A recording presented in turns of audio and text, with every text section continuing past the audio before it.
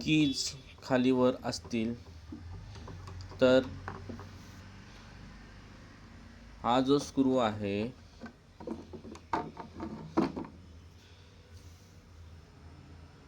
तो काढायचा दोन्ही साईडचा.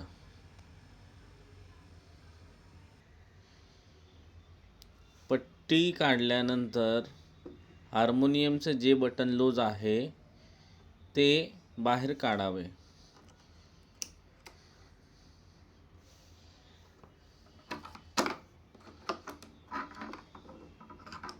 अशा पद्धतीने हे बटन बाहेर काढलेले आहे.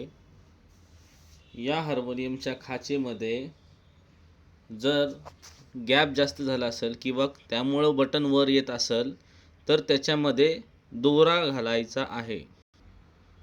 साध्या पद्धतीचा असा दोरा येतो, तो या छोट्याशा खाचेमध्ये टाकायचा आणि त्याच्याने पॅक करायचं. त्यामुळे काय होईल, हार्मोनियमचं जे बटन लूज झालं आहे ते टाईट होईल. त्याच्यामध्ये तुम्ही कापूससुद्धा वापरू शकता. हे जे खाच आहे काळी असेल तर पहिल्या खाचेत, पांढरी असेल तर दुसऱ्या खाचेत ते बसलं जातं.